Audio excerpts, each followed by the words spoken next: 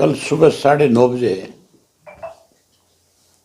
महामहिम उपराष्ट्रपति जी ओडा माता हर की देवी जो एजुकेशन इंस्टीट्यूट है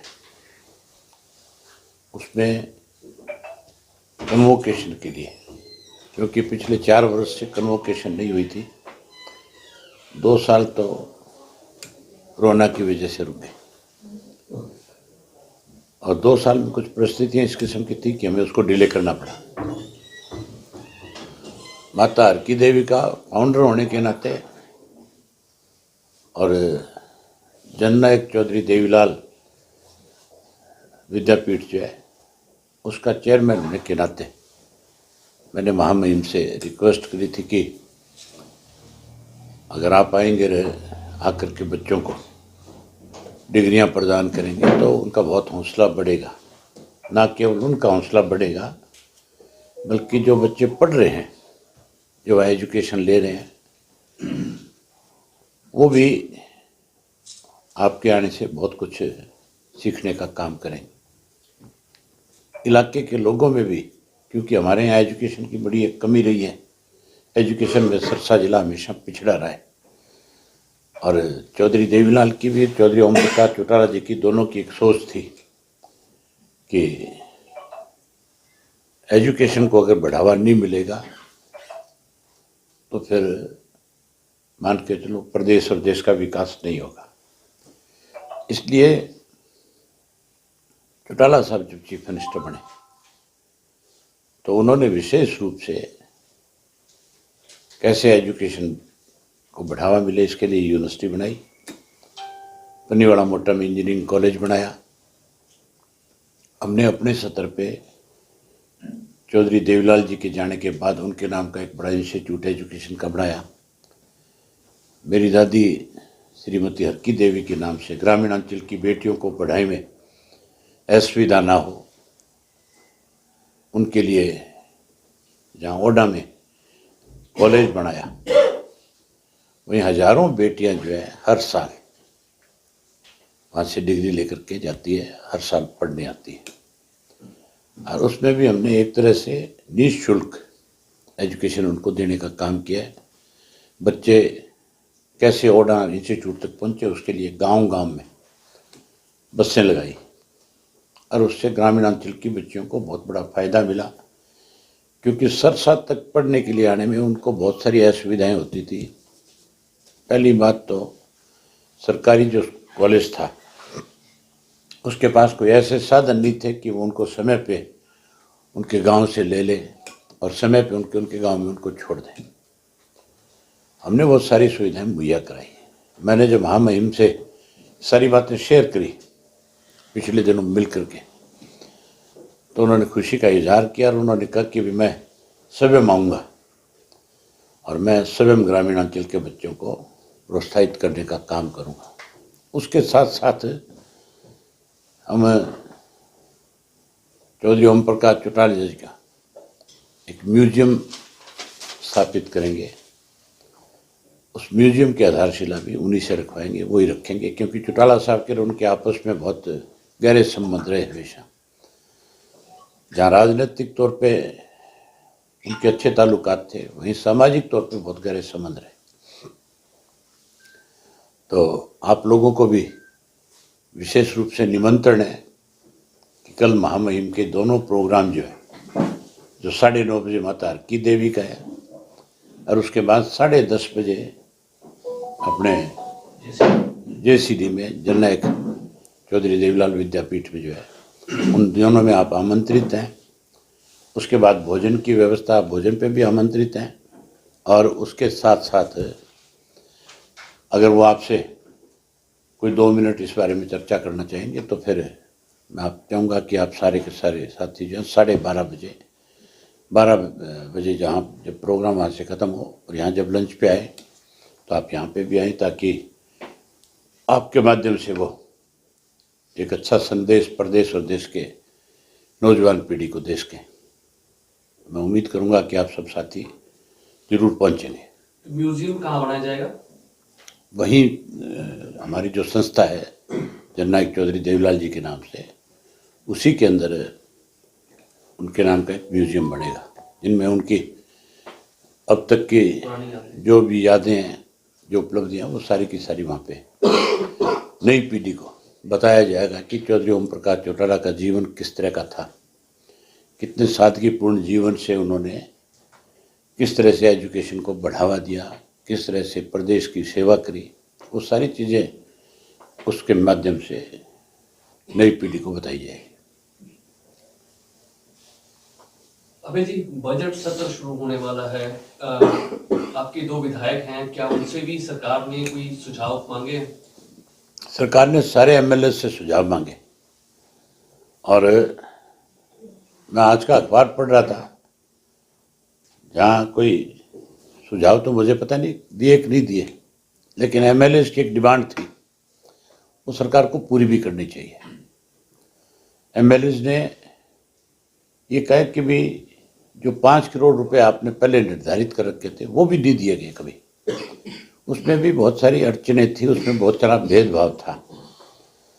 उसमें सत्ता में जो लोग थे उनको तो पैसा दे दिया जाता था, वो तो फिर भी कहीं ना कहीं 10 रुपये अपने मर्जी से गांव के लोगों की सुविधा के अनुसार या शहर में किसी सुविधा के लिए दे दिया करते थे, लेकिन विपक्ष के विधायकों को नहीं मिलता था।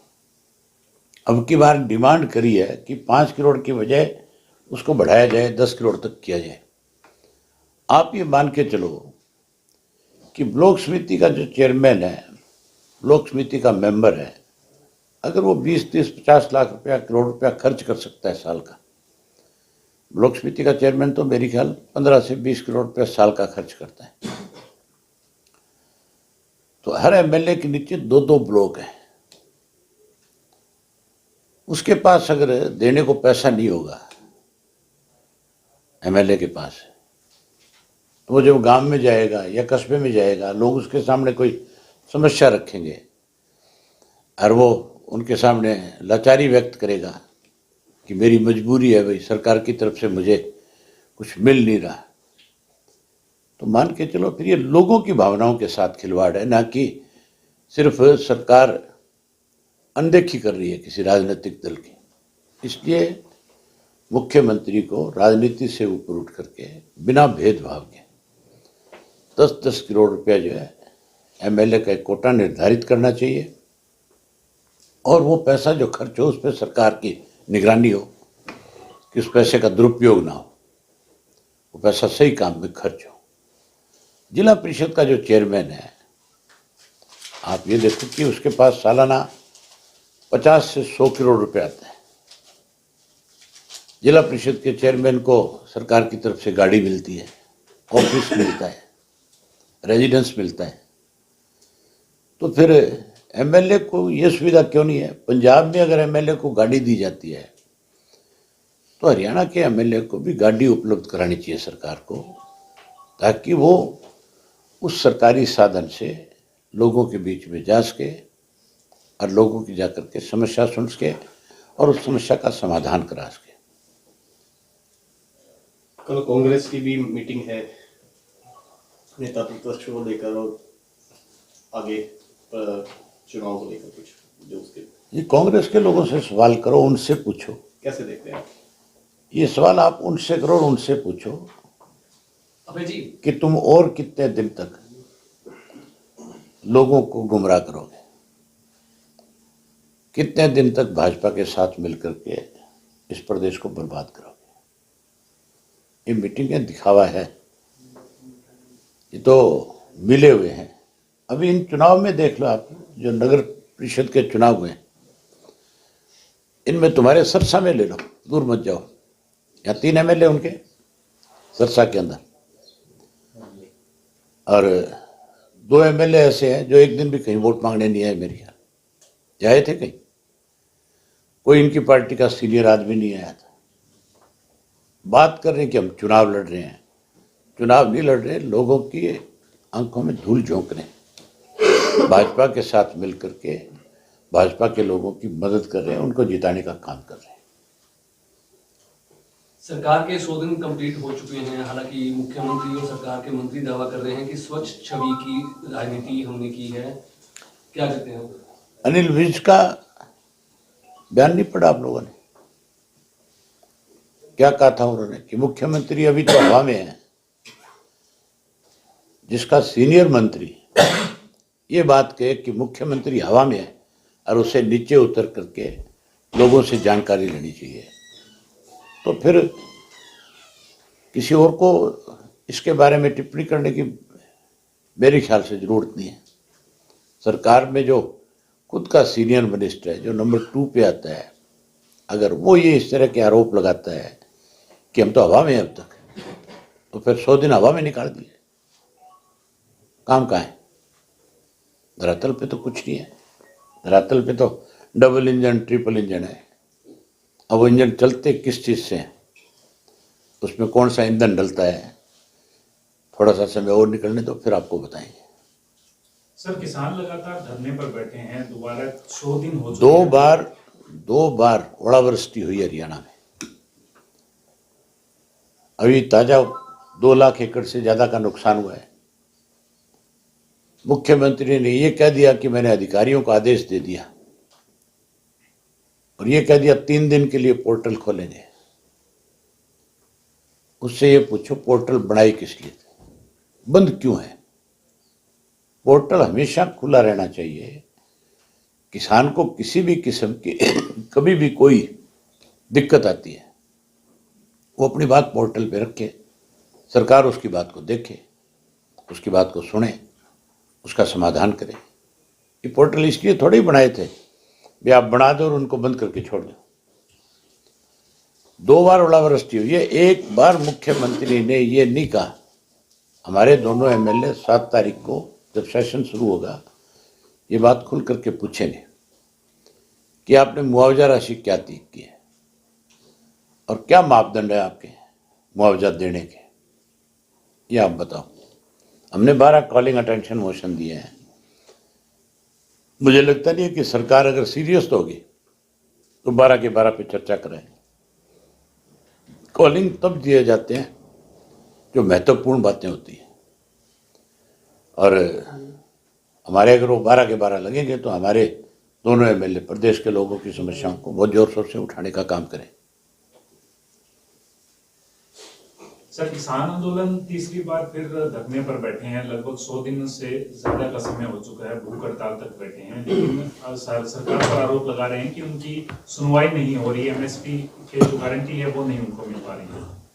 चाहे कांग्रेस की सरकार रही इस देश में और चाहे भाजपा की सरकार बनी, दोनों किसान विरोधी रही है। किसानों के हक की सरकार अगर बनी थी तो जब वीपी सिंह प्रधानमंत्री बने थे, जिसमें चौधरी देवीलाल का बहुत बड़ा दखल था, उस वक्त चौधरी देवीलाल ने कैसे किसान की मदद हो, कैसे किसान कर्जे से उभरे। पहले हरियाणा प्रदेश में 10-10 हजार का कर्जा माफ किया और फिर पूरे देश के अंदर किया। किसानों की अगर सरकार थी तो तब तक थी जब तक चौधरी देवीलाल का दखल था, ना उससे पहले कभी किसान की सरकार रही, ना आज है। आज भी किसान को हर वक्त दबाने का प्रयास होता है, हर वक्त किसान से कुछ ना कुछ लेने का प्रयास है। केवल इंडस्ट्री की बात करते हैं और इंडस्ट्रिस्ट को फायदा पहुंचाते हैं। अबे जी, हरियाणा में ऐसी काफी जो है कॉलोनियों में अवैध डेयरियां हैं, जिस वजह से लोगों को आप अवैध डेयरी नहीं, अवैध कॉलोनियां देखो कितनी है। डेयरी वाला तो गरीब आदमी है, दूध बेच करके अपना गुजारा कर रहा है, वो कोई मालदार आदमी नहीं है। जिन लोगों ने अवैध कॉलोनियां काटी, जिन्होंने लाखों करोड़ रुपया अवैध तरीके से कमाया, सरकार ने उनके खिलाफ कार्रवाई करने की बजाय अवैध कॉलोनियों को नियमित कॉलोनियां करने का काम किया है। उनको छूट दी है कि भी कोई भी सरकार के संरक्षण में आकर के इस तरह की चीजों को बढ़ावा देकर के कमाई कर सकता है। जो इस तरह की कॉलोनियां काटने वाले लोग हैं वो 100% सरकार के मिनिस्टरों से, चीफ मिनिस्टर से और बड़ी पहुंच रखने वाले लोगों के साथ संबंध रखते हैं, और वो फिर अवैध तरीके से इस तरह की कॉलोनियाँ काट करके अपनी जेब भरते हैं। और लोगों को अवैध कॉलोनी से सबसे बड़ी दिक्कत क्या आती है, लोगों को प्लाट लेना तो मजबूरी है, क्योंकि उसको सस्ता मिल जाता है, और वो चाहता है कि मैं भी शहर के अंदर रह करके अपने बच्चों को अच्छी शिक्षा प्रदान कर सकूं, मैं भी अपनी कोई रोजी रोटी ढंग से कमा सकूं। ज़मीनें घटती जा रही है, लेकिन उस अवैध कॉलोनी में उसको घर बनाने के बाद कितनी दिक्कत है, ये देखने वाली बात है। ना सीवरेज है, ना पानी है, ना सड़क है, ना बिजली है, ना पार्क है, ना स्कूल है। सरकार उसको वैध कॉलोनी जो करती है, वो भी ये मान के चलो उन्हीं लोगों की जेब पे डाका डाल करके करने का काम करती है। उनके दलाल हैं, वो दलाल फिर लोगों के पास जाते हैं, कहते हैं तुम इतना इतना पैसा दो, हम तुम्हें ये सारी सुविधाएं मुहैया करा देंगे, सरकार से इसको अवैध को नियमित करा देंगे। लुटेरों का राज है। सर, आपने एजुकेशन का जिक्र किया, लेकिन पिछले 2-3 दिन से जिक्र हो रहा है कि जो 10वीं और 12वीं के बच्चे हैं उनके साथ बड़ी नाइंसाफी हो रही है। बच्चे पेपर लीक हो रहे हैं लगातार, उसके बाद सिर्फ ऑफिसर्स को सस्पेंड करने का काम करते हैं। तो पेपर लीक के लिए पूर्ण रूप से सरकार जिम्मेवार है। सरकार की बेकायदगियों, कमियों की वजह से ये सारी चीज़ें होती हैं। जहाँ डर नहीं होगा प्रशासन का, वहाँ पे इस तरह के काम होंगे। लंबे समय से ऐसे लोगों को प्रोत्साहित किया जाता है जो गलत कामों को बढ़ावा देते हैं, चाहे नशा बेचने वाले हैं, चाहे कोई पेपर लीक वाले हैं, चाहे कोई अवैध कॉलोनियों वाले हैं, और चाहे कोई लूटने वाले हैं। ये गैंगवार जो है, ये भी सरकार की वजह से है। आप देखते नहीं, हमारे यमुनानगर जिला, कुरुक्षेत्र जिला, कैथल जिला, सरसा जिला, ये जो इलाका था, यहाँ कभी भी, करनाल जिला, यहाँ कभी किसी भी तरह की कोई गैंगवार नहीं थी, कोई किसी का मर्डर नहीं होता था। बहुत कम मतलब इस तरह के इश्यूज थे जो सिर्फ और सिर्फ पारिवारिक तौर पे होते थे, जिनके या खेत के अड़ोसी पड़ोसी होते थे। कोई ज़मीनों को लेकर के तो छोटे मोटे विवाद थे, लेकिन ये नहीं था कि किसी को टेलीफोन करके धमकी दे करके पैसा बटोरने का मामला था। अब सबसे ज़्यादा चीफ मिनिस्टर कहाँ का है? कुरुक्षेत्र का है। पहले चीफ मिनिस्टर कहाँ का था? करनाल का था। वहाँ पे इस तरह की वारदात क्यों है? रोहतक अभी ताजा घटना ही है। नहीं, वहाँ पे इस तरह की वारदात ज़्यादा क्यों है? इसका मतलब वहाँ सत्ता में बैठे लोग जो है, ऐसे लोगों को संरक्षण दे रहे हैं, तब इस किस्म की घटनाएं ज़्यादा हो रही है। उसका कारण यही हो गया सबसे बड़ा। रोहतक में भी एक महिला हिमानी नरवाल की हत्या हुई है। अब वो तो खुलासा आया है उसका कल, कि उसके किसी से संबंध थे, क्या था क्या नहीं था, आगे रिमांड है, उसके बाद क्या होगा क्या नहीं होगा। लेकिन ये सारी चीज़ें, तभी इन चीज़ों का हौसला बढ़ता है लोगों का, जब लोगों में भय खत्म हो जाता है, जब लोगों को लगता है कि तुम किसी भी काम को आगे बढ़ जाओ, कल को तुम्हारी सत्ता में बैठे लोग मदद करते हैं।